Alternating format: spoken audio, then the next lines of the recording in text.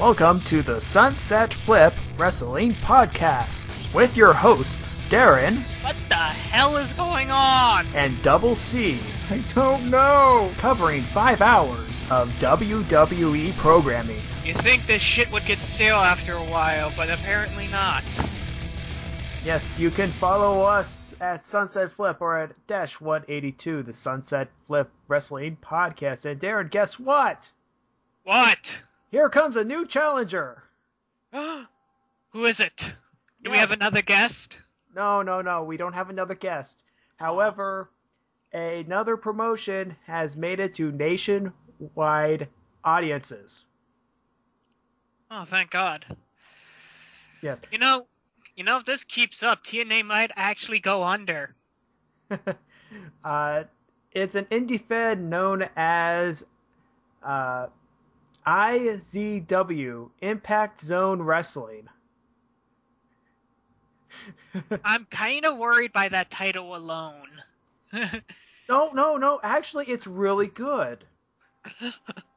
Now, this indie promotion has a few shows on Comcast Sportsnet, so if you have cable, you'll probably get it. I have DirecTV, so I'm screwed out that. Yeah, unfortunately. And I get to have the glory of TNA still. But it featured a show called Redemption, which is like an IPPV show-ish. And it featured a chairs match, a tables match, and a TLC match. And all their titles were on the line. So it was pretty much like their TLC. Yeah, pretty much. But it was entertaining. Yes, it was actually entertaining. You know. It was entertaino. Gotcha. Yes, entertaino. See, we're reaching out to other ethnic groups. I was gonna go with just that's another word of entertaining, but if you wanna play the stupid language card, fine by me. So, yeah, it'll be interesting to see if or how soon another show will pop up on my DVR, because I subscribe to that on my DVR. And good luck to them. And good luck to them. This is a hard market because, WWE is a fucking juggernaut in this market, and it would be nice to see some more independent stuff. Mm-hmm. Ring of Honor, you can actually watch on some public television stations. Mm-hmm. And but I actually checked that out. The only one close to me is Pittsburgh. Yeah, and my local indie fed Portland Wrestling is still doing shows. So it has Rowdy Roddy Piper on there, so at least it has like some big marketable name to it. Oh yeah, there's Roddy Piper and the local legend, the Grappler. He's that old guy, and he has a loaded boot, and he says, "Beat me if you can." Good stuff. Anyways, we got to get to SmackDown from the 23rd and Raw from last night, the 26th, which makes today the 27th. Exactly. So. And this will be up on the 28th, so if they're confused by this time, don't worry, we're just planning ahead. We're planning behind. Yeah, hopefully it gets up today and not tomorrow. It's been a rough couple of weeks. So, SmackDown starts out with Miz TV once again. And with this... And the Miz's guest is John Cena. Yay, so John Cena comes out. He sits on the couch. He's favoring the knee. I know we said that he rolled his ankle, but even Cena can't do a proper knee work sort of thing. You gotta remember, he only sells merchandise. Right. Well, which we'll get onto that at the very end. Because I got a thing to take care of at the very end. So, The Miz reviews the kiss with AJ and his bummed knee. John Cena says, "I can still compete." And that's all that matters. Mm-hmm. Yeah, yeah, Rey Mysterio needs about half a year to recover from a bum knee. I'm not buying it. Yeah. But then again, Rey has horrible knees at this point. Yeah, he does. And I can sympathize. So can I. Yeah. AJ then interrupts. She just stands there for a bit.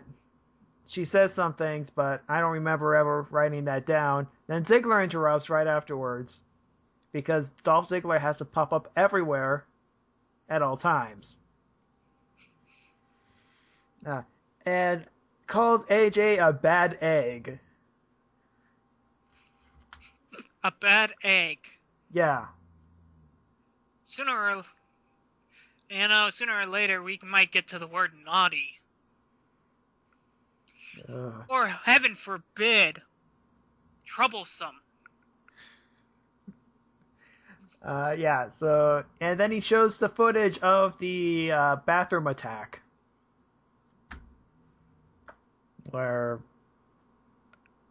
gotta do that spot again through the bathroom stalls, okay.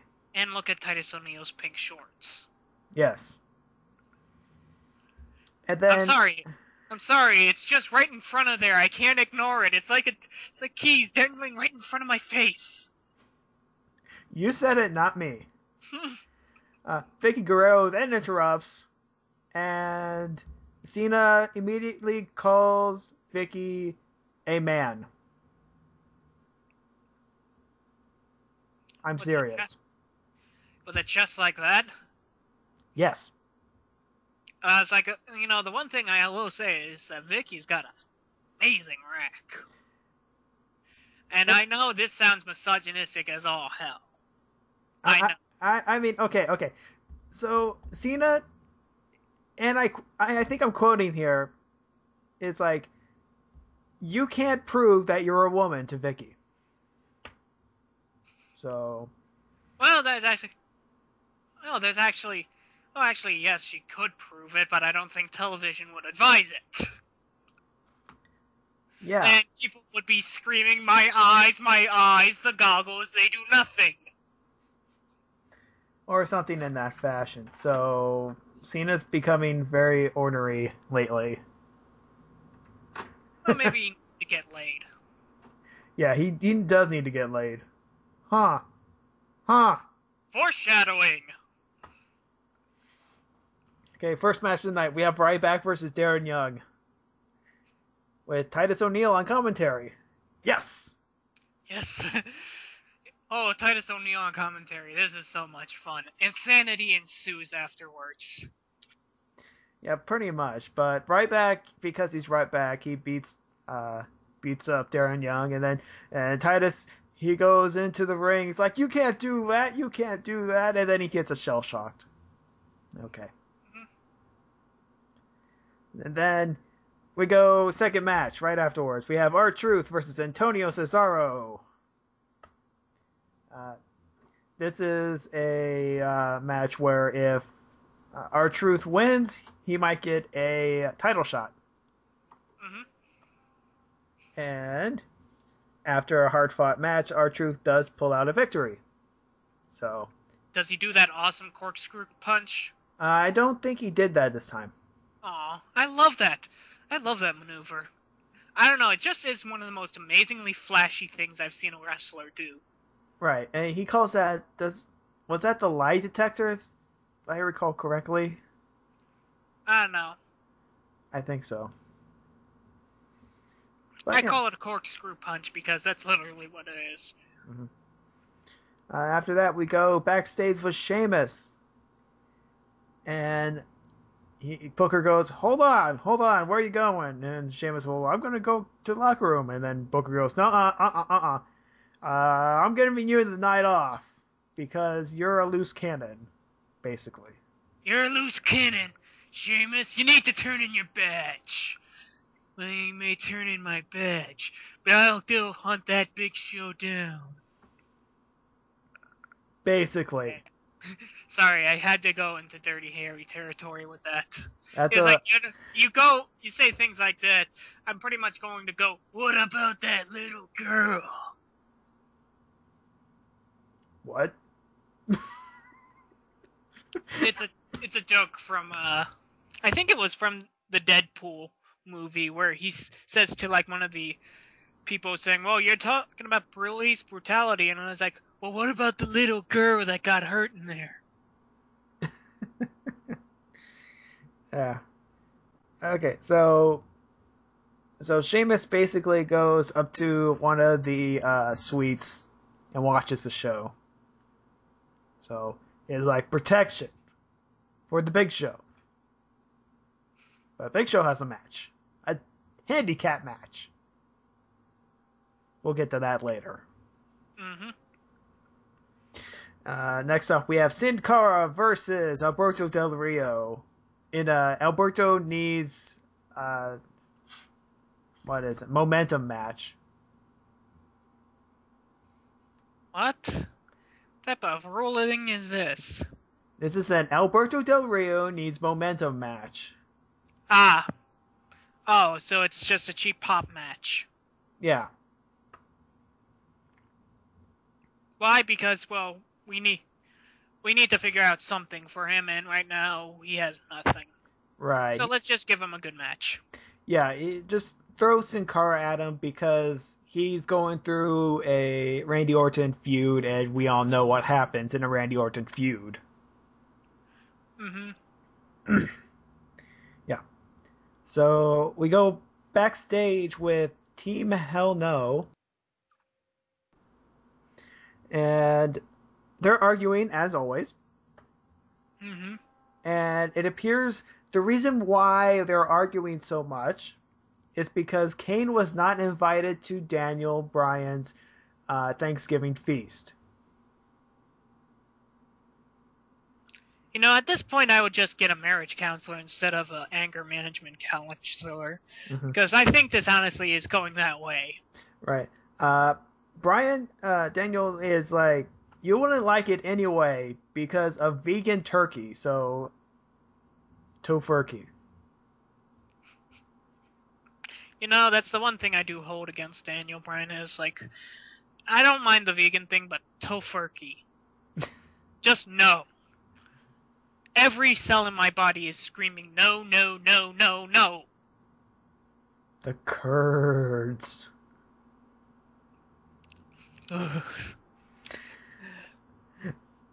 Let's move on before I start shivering. Oh, and they go, and the Bryan then goes, okay, so maybe if we win tonight's match against the Big Show, maybe you can come to Christmas. Come over for Christmas.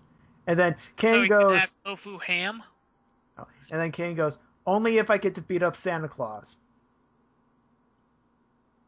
Is this going to turn into like one of those Ultimate Warrior things where he takes Santa's pants off? I hope to dear God not. Yeah, it's getting ridiculous. So we go to the Big Show match. What has Santa ever done to other people? He gives choice to the children. Why does he deserve such a... This is bullshit. We go Big Show versus Team Hell No. Daniel Bryan pretty much has most of the matchup because he's like, I can defeat the Big Show. Because I did it before. Mm-hmm. He's trying to show up everyone. Eventually he tags Kane in, and then Kane beats Big Show up, and then Bryan tags himself in, Kane leaves, Big Show chokeslam. Mm-hmm. So Kane does not get to beat up Santa Claus. Aw. Yay. For small favors. Up next, we have an Intercontinental title defense. Kofi Kingston versus Damian Sandow. With Wade Barrett on commentary. Was this like the Raw commentary with Wade Barrett? Because he was awesome on that one. Yeah, actually it was. And Oh, that's good. basically, That's good because Barrett is actually I'm surprised, even though he has this giant English accent. I mean, it's almost like marbles in his mouth, like we've made fun of. yeah. But goddamn, can the man know how to talk on commentary? Future thing, Wade. Look into it. You might be the next Jerry the King Lawler. If Titus O'Neil doesn't take it first. Okay, so with a hard-fought victory, Kofi Kingston retains, obviously. So, which is sad. I didn't get to see this because I do like a good Kofi Kingston match.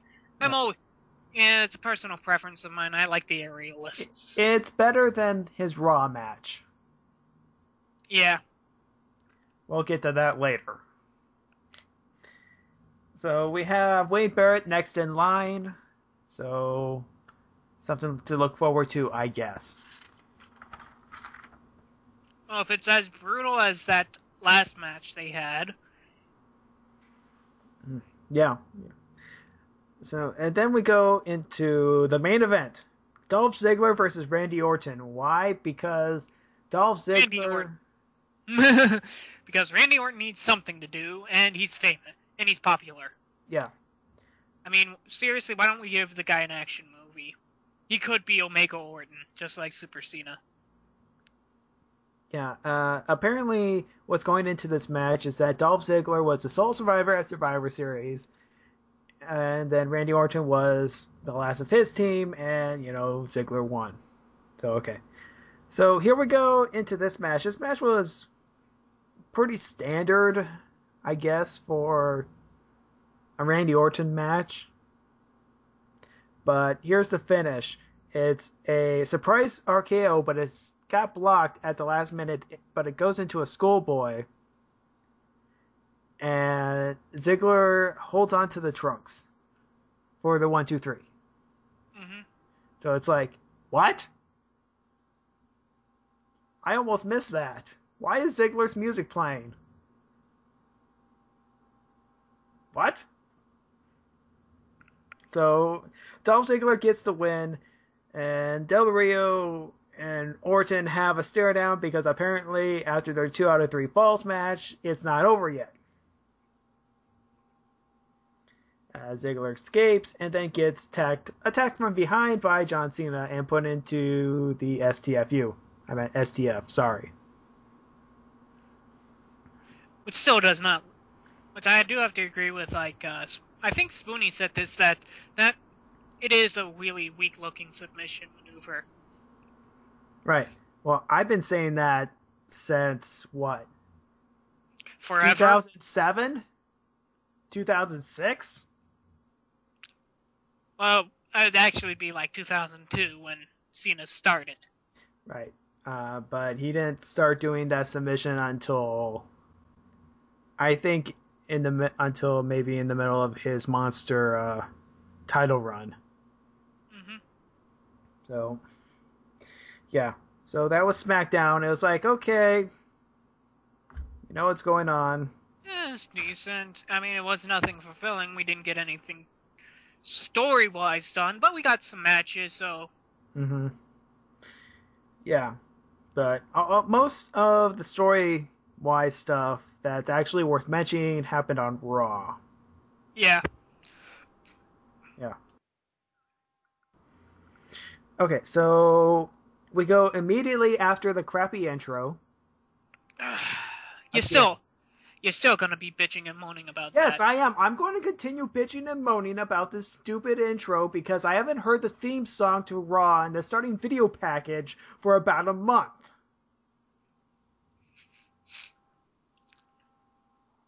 Well, my guess is because so many people see it as reality television. Does Raw even have a theme song anymore? I don't remember. I think it does because it plays whenever we go into commercial. Oh, so that's what that is. See, and that's another thing. With SmackDown, it's the same thing. I don't even know if they're still doing that stupid Green Day song for the intro anymore.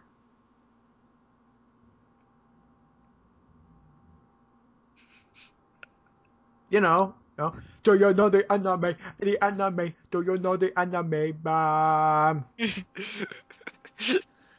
I'm guessing you're not much of a Green Day fan, are you?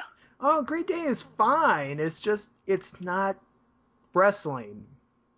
Really. No, no, you need Adelita's Way. That Invincible song, I think, is probably the most fitting. Okay, so I think, and with that side, Casey disagrees so hard, it oh, might as well just be a punch through the teeth, through the. right. Okay, let's cover another right back match versus Titus O'Neil. The reason why he's having this match is because he beat up D Young, and Titus is mad about that. However, Ryback wins because he's Ryback. Gets on the microphone. He says he wants CM Punk and the others that jumped him. He says he's not leaving. Is it just me, or is he sounding a little bit, when he's yelling, he's sounding a bit like Randy Savage? Not yet. It not a vocal terms, not like the way he speaks, but in the way his voice comes out, it sounds like Randy Orton when he speaks to me. Randy Savage. It sounds like that. Maybe I'm gonna have to look at the tape again. That's something I picked up. I might be wrong on that, but I think I see that I think it's more just a coincidence that he has like the same vocal tones. So after shouting "Feed me more" for about 3 or 4 minutes, i.e. commercial break, we have security comes out and they're pretty much useless. Yeah, security goes into the ring and he beats one of them up and the other one's going, whoa. And Vicky comes out. Vicky is incredibly intimidated by Ryback, even though who wouldn't be? I think they're turning her face. Or at least they're trying to go face manager Vicky, like they did with that one episode of Raw. Mm-hmm. Which was weird to begin with, because you're so used to evil heel Vicky being evil and a bitch. Mm-hmm. And it just feels like a complete 180, especially after the fact that last week she said, I don't care if you did get 2 title shots. To me, you fucked it up. And this time around, she's saying, I'm giving him a title shot because he got fucked over by by outside forces. Is it just me, or is that a consistency error? Would you think of that a consistency error, or just bad writing? I don't know. I think she's just literally freaked out about Ryback. No, that could be it too. And she bends over backwards and gives Ryback a TLC match at TLC. Which, who didn't see that coming? No, I can see that coming. And it might be interesting, might not, I don't know. And everyone is hyping this to be like, holy crap, Ryback's gonna beat up Punk because he could do anything. And then you turn around and say, wait a minute, this is TLC. This is CM Punk's background. Yeah, it pretty much is just like an unstoppable force, meaning like an experienced veteran. It's pretty much like the big up-and-coming newbie is getting his chance to unleash everything, while the veteran of this sport is actually showing why he's the best. Right. And if they don't fuck it up again, and hopefully we can see like a decent, clean win from Punk, that might be nice to see after all of this happens. Right. But we'll see. Then again, I'm hoping for no screw-ups in WWE. That's not going to happen. who love to fuck over everybody. Yeah. Okay, so after that, we go backstage with Hornswoggle and Rosa Mendez. Now, if you recall last week, there was a flower gag with a squirt bottle that was so very stupid and made me want to hurt something. I have a hand imprint in my wall because of it. Let's see. They argue, and Del Rio comes out. He defends Rosa, and then Khali defends Hornswoggle. And it's like, okay, they're gonna have a match now. And it is the most stale match I've seen all night. And that's the problem. But then again, that's the problem with the Great Khali. Right. However, I have a different take. I actually enjoyed this match because it was a very, I called it scientific almost, in the way you wear down a person's extremity and make them submit. Well, then again, that's just Alberto. That's how Alberto Del Rio usually rolls in his matches. He usually just is like he hits a few people in the runs, and then he hits a few other people in the arm. He works on the arm a lot, and then he gets done. And then he gets done, and then he pretty much submits them. That's pretty much how a match goes. Yeah, Khali taps. I haven't seen Khali tap out in a very long time, if ever. So, I don't know. I call that impressive. I'm not impressed. I mean, Alberto Del Rio was doing everything he could to make this match interesting, and God bless the man. It's hard to make a good match with the Great Khali because, well, he may be big, but he's a horrible wrestler. Yeah. So that's the only thing he's got going for him. He's big and he's menacing and he can slap people in the chest. Right. Okay, so after that we go backstage with Vicky and Punk. Punk's upset about his match at TLC because anybody would. And then Heyman calls Vicky out on being biased against Punk because she's being biased against John Cena. Trying to even things out. Vicky's going, damn it, it's like, shoot. They're on to me. Crap, yeah, well, you got a match tonight. A Raw Active match, which we'll get to later. Yeah. The Raw Active poll is Daniel Bryan or Kane versus CM Punk. First, we have to get to the interview with the three guys that I still have not been able to write down their names because integrity. Integrity, we're just working on that. And yes. Kurt Angle would be so proud of us. Yes. Let's see. So they're calling themselves the Shield. Yeah, pretty much what they're going for is they're saying, like, it's injustice.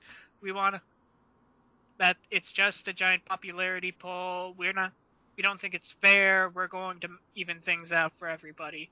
In the end, you're just, there's like bullshit. Yeah, however, I take it from another perspective that they are pretty much evening things out. Yeah, I'm getting that same thing, but in the end, you're thinking, well, they never say Paul Heyman's name. They only say CM Punk's name, and this might be just me overthinking things. Maybe. And me being, I'm a stout detective type guy. Whenever I notice any different flaws and stuff like that, I'll say, like, well, wait a minute. What if they go from a different angle? Think of it like this. It's not CM Punk. That's the angle you could probably work with, and that's probably the angle they're going with right now with the CM Punk storyline, is that Punk thinks he's the best in the world, and he assaults it, but in actuality, the only thing that's holding him together is Paul Heyman, who's scheming behind his back to do everything, and he's not aware of it. Mm-hmm. Maybe. Which, if they do that, that actually might be an interesting angle, and that might be an interesting way to see Punk go face, to show that he is indeed the best, and he doesn't like the idea of being screwed over behind the backgrounds. Mm-hmm. But then again, it could also work out of different favor. But I'm just thinking out loud of like story ideas you could work with it. So that's what I like from it. It's like you get a sense that something is up. You know, they're not saying it outwise, but you get that feeling. Mm-hmm. No, it could be just basic, like, you know, this is a new group and they just don't like everybody, or they just don't like Ryback because, let's face it, these guys went through NXT, they went through the bouts. This guy get like the big guy if Ryback just goes on Raw. Mm-hmm. You can honestly see that as like a, oh, fuck you to all the NXT guys. Right. They also say that they're not Nexus, they're not NWO. There's just the Shield. There's new. So, pretty much clamping down on any rumors out in the internet wrestling community that they are not the new Nexus at all. No, it's just stable. Yeah. Because I read a couple of those. It's like, no, they're not. And then they go, no, we're not. So they might be more in tuned to, like, the you outside think APA? world. I was thinking APA. From, like, a long time ago. I think it was Bradshaw and Farouk's, like, two-man group where they were... Oh, the APA. Yeah, I call them APA. Yeah. The Acolyte Protection Agency. Mm-hmm. Yeah. We'll see. It's still very early. So, again, You never know. So, we get a new Fandango promo. Which I still can't tell if this guy is heel or face. My guess is face. I'm guessing heel. Because, and he has a Dancing with the Stars gimmick sort of thing. Ballroom dancing. I'm guessing face simply because, you know, it's been a while since we've had like a face intro, and most of the time when they do these big intros, it's more heel. Right. And it could be heel because we need some new heels. I'm thinking it's a heel because it's like I see the arrogant pretty boy thing going on. I see more like you could go for the suave disco man look, which you could obviously turn into face perspective. Right. Like it could go either way, but I can see where you're coming from. Yeah. I'm hoping it's face, but I'm guessing it's probably going to be a heel. Mm-hmm. So right after that we have Alicia Fox versus Tamina. Tamina's back in action. It's actually good because I actually saw Tamina and she's actually decent. Not that bad. Yeah. She actually knows how to wrestle and schools Alicia Fox. Then again, you can always attribute that she had a great teacher. And she has great heritage. Right. Yeah, so Tamina wipes the floor with Alicia and wins. Yay! Superfly splash. I wish she could work on that a little more. I thought that was too low for Superfly splash. I wish she could go a little bit higher with it. Like more altitude. Get that Superfly. Yes. Let's see. Next, I put Vicky's stupid scandal segment. Yeah, that's pretty much correctly how you do it. Yeah, so first up, ironically, though, Vicky does not speak a lot in this one. No, she doesn't. Cena comes out, and then Vicky comes out afterwards. She says, AJ is crazy. Really? Out of curiosity, is the sun gonna rise in the morning tomorrow? AJ comes out and she says the same thing she's been saying a couple other weeks, and then Ziggler comes out and makes a stupid comment. I actually put that. Yeah, that was pretty much a stupid comment. He pretty much said, whenever you were kissing John Cena, we're thinking of him, thinking of me. Why? Because I'm awesome and I want to steal everybody's girlfriend. It's that overtly douchey persona that Ziggler has, and that's one of the reasons why I hate that persona, because it just feels so high schoolish to me. It does, really. And I guess the whole point of this was so Vicky can give Cena a gift. It was bathrobes. Yay! Actually, those look like nice bathrobes. Oh yeah, they do look very nice. So, quote on Vicky for actually spending some decent money on them. Well, of course. She does shop at that one place that the King does too. Get those shirts. That's hilarious because they shop at the same place. That's the joke. Fourth match, we have the Kofi Kingston match versus Tensai with Wade Barrett on commentary. Probably the best thing about this was Wade Barrett on commentary. Because the match was Yeah.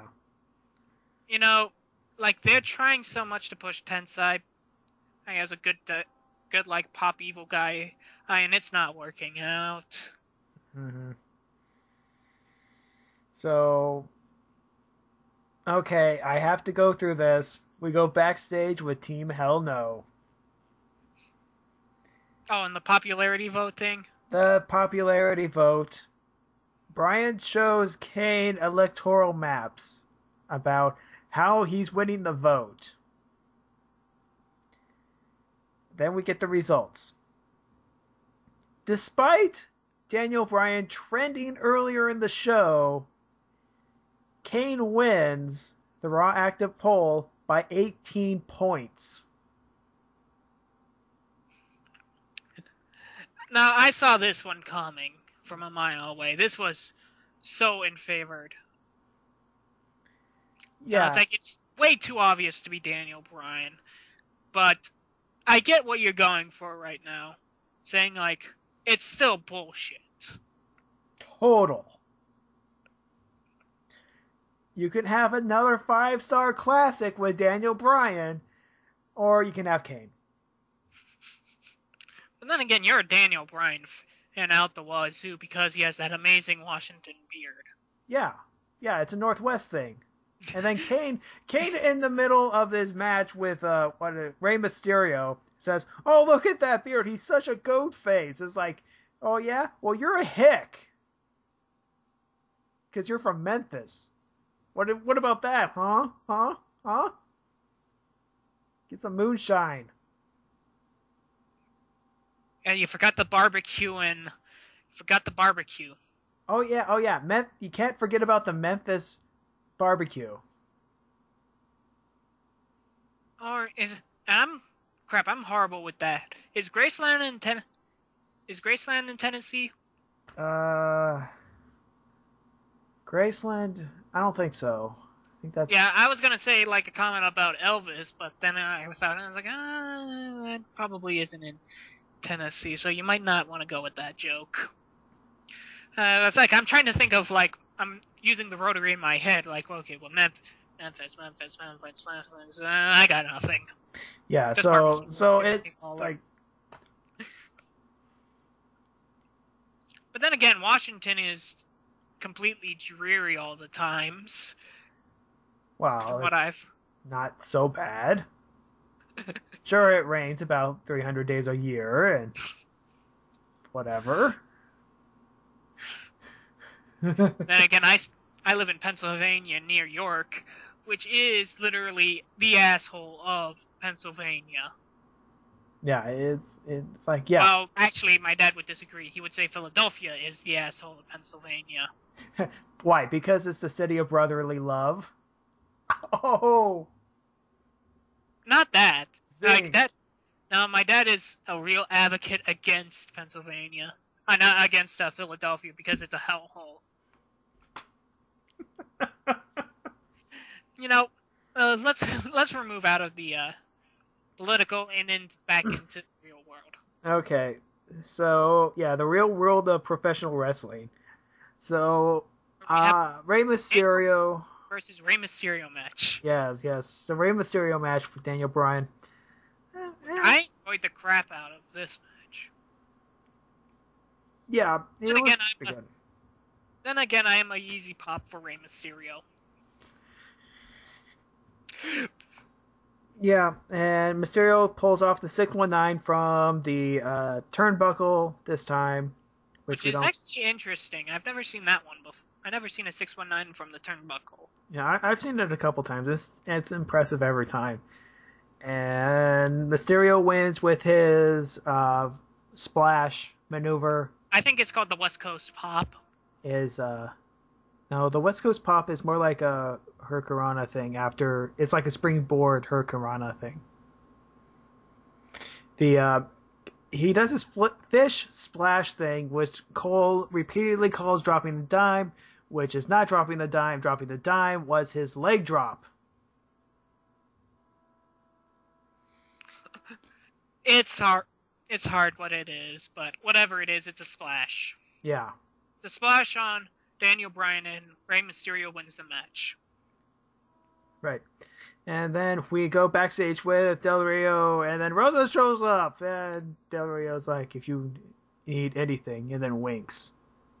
So plot line right there. I think Epico and Primo are getting pushed back in the limelight. But then again, the entire tag team thing is pretty much done. Yeah. Then after that, we go backstage with Ziggler and Josh Matthews. Josh Matthews asks, "What about your match tonight, Dolph?" And then Ziggler goes, "I'm in the main event." His match is next. It's not the main event. And collectively, you can hear a head slap from everybody around the world. Yeah.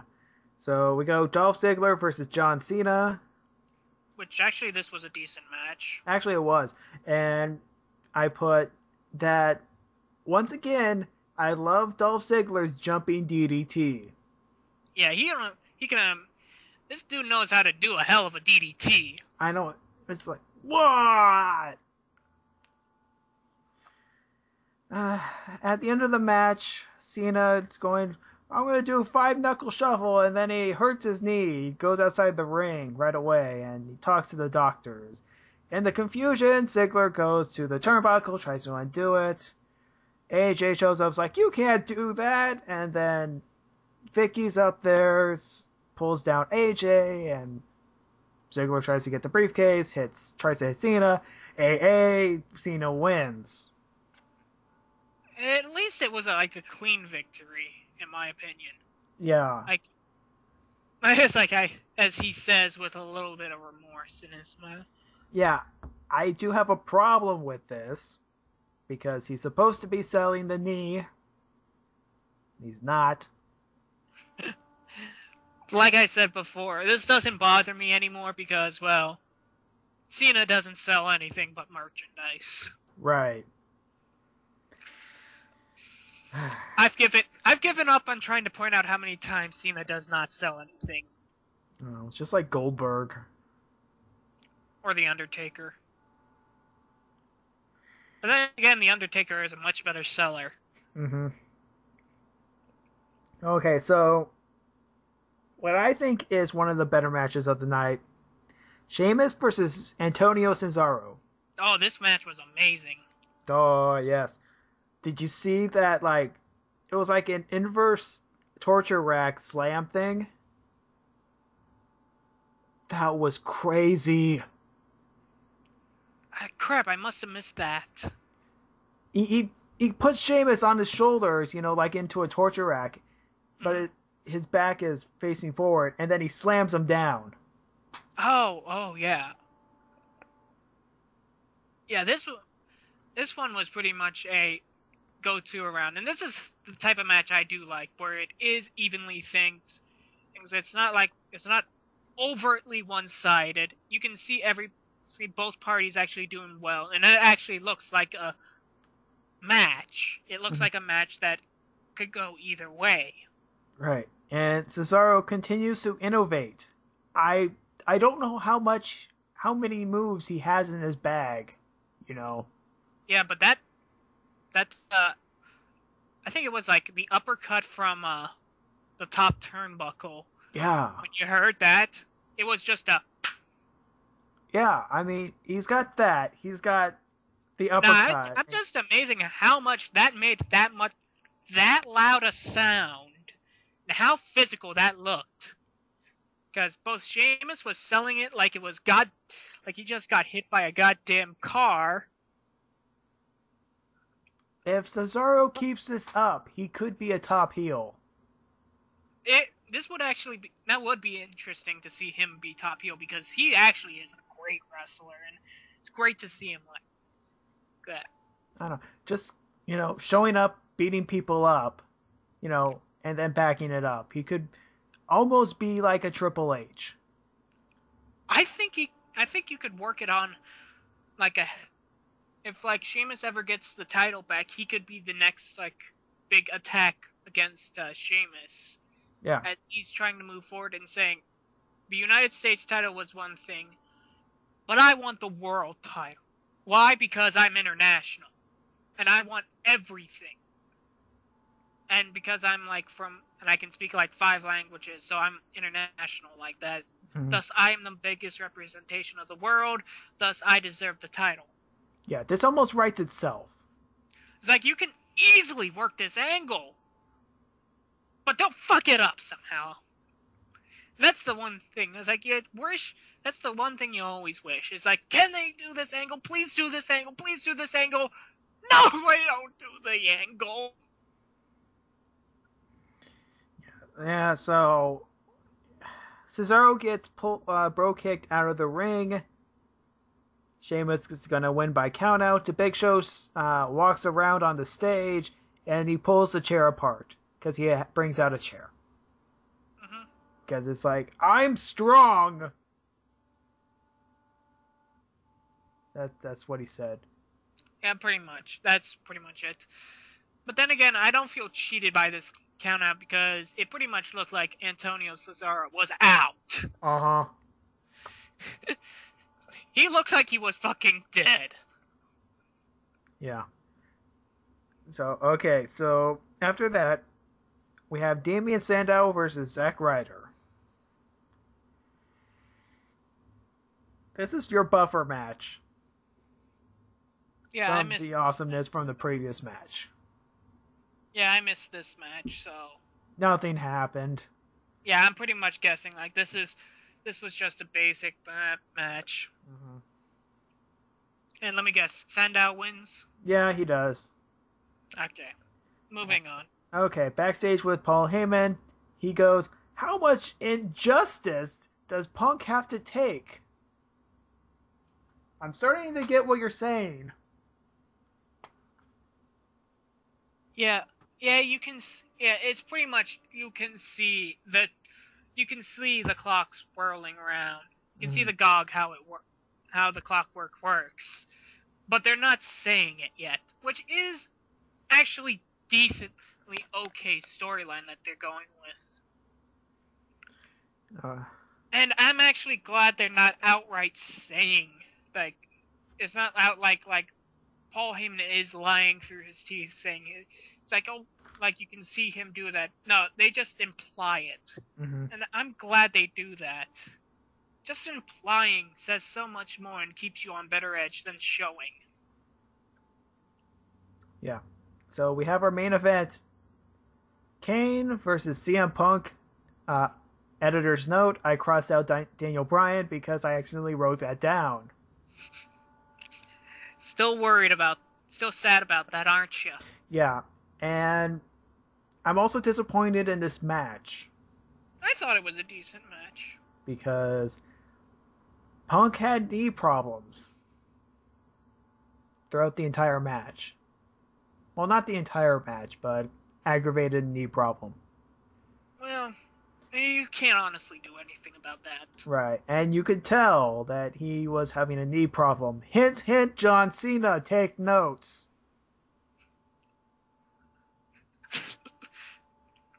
Yeah, right. Like I said, he's not going to be selling anything but merchandise, dude. But You might wish, but it's not going anywhere. But he can learn.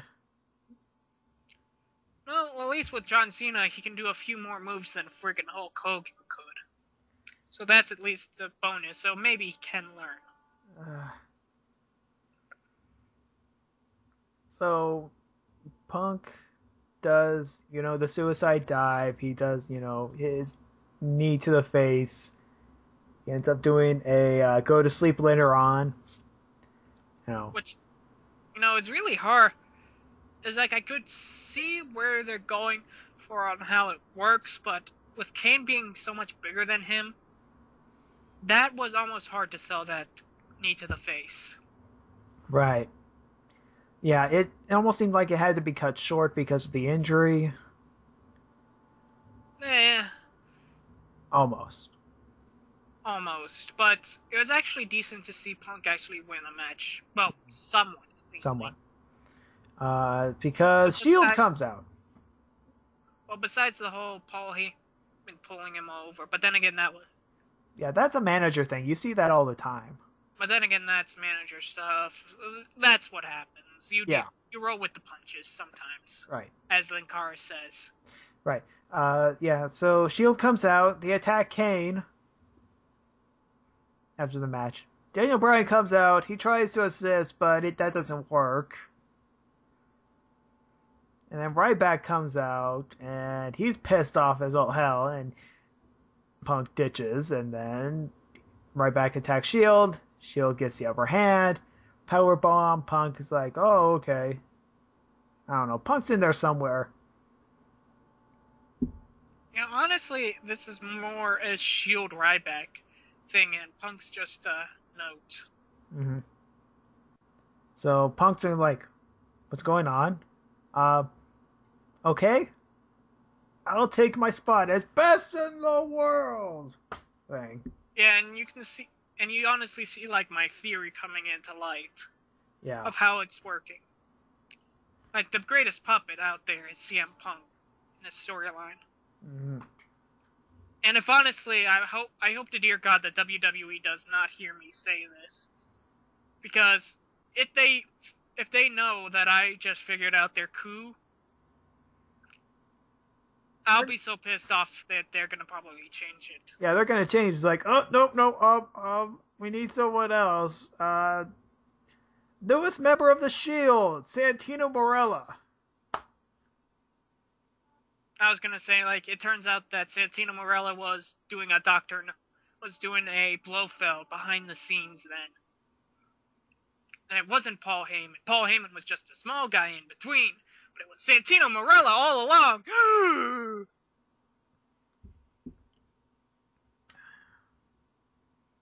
Yeah. So. Let's hope to dear God that they don't do that. Yeah. So we got a couple things to look forward to next time on Raw. SmackDown, not so much. Like usual. Yeah, like usual. And main event, well, it's there. Yeah, main event is, Sunday Night Heat. It's more like Wednesday Night Heat event. Yeah, pretty much Wednesday Night Heat with just some interesting matches. Yeah, John Cena's supposed to be on Heat as he takes on Damian Sandow, so... Yeah. I might have to check that out to see if actually they do decent matches on that. Yeah. So it's, I don't know, the wrestling world's starting to heat up again. Yeah, we were in a bit of a cold spot. It's starting to heat up. Hopefully they still work that Paul Heyman secret boss angle. Mm-hmm. Hopefully. And other promotions are starting to step up. So it's a good time to be a wrestling fan. Yeah, it is. So check out your local listings to see if you have any indie feds that have TV deals. Yes, and if we keep this up, we might get TNA off the air. Yeah, replace. We don't need guerrilla-style tactics for interviews. Yes, we don't. We honestly don't need the chimps to be running around with the camera, zooming them in and shaking them all around like their hands are made out of, well, rubber. Yeah. In the indie fed that I watched on Thanksgiving, they had a backdrop with a desk, and that setup was better than TNA. A backdrop with the desk. Wow, that's old school WWF. Yeah, for their interview. For an interview segment or a backstage segment, that's all that's needed. Nice. And in fact, in the Portland Wrestling Fed, they do the real, it's all real, brother thing better than TNA. You know why? Because they have a stationary camera in one of the hallways after the wrestlers come back from having a match. And sometimes they have an interview segment right afterwards in that same hallway. That's actually pretty impressive. Yes, you don't need a shaky camera. You don't need guerrilla-style tactics. You can even have a security camera watching it. That's all you need. Somebody's learning from actual paranormal activity of how to actually use reality TV right. How? Yeah. Tripods, security cameras. Hold that shit still. Yeah. So that was my advice to all people who want to do like reality, who want to make things look like reality, is don't shake the camera, because that just nauseates people. You want to make it look like reality, use the setup of reality to its finest, like a security camera or a small tripod right there, just so that things, or a small desk, hell. Mm-hmm. Think wisely before you actually do something. Right. So we'll talk to you guys next time on the Sunset Flip Wrestling Podcast, where we'll discuss a lot more wrestling stuff and see if anything good happens. Hopefully something good happens. Now, if you'll excuse me, I gotta watch some more soup.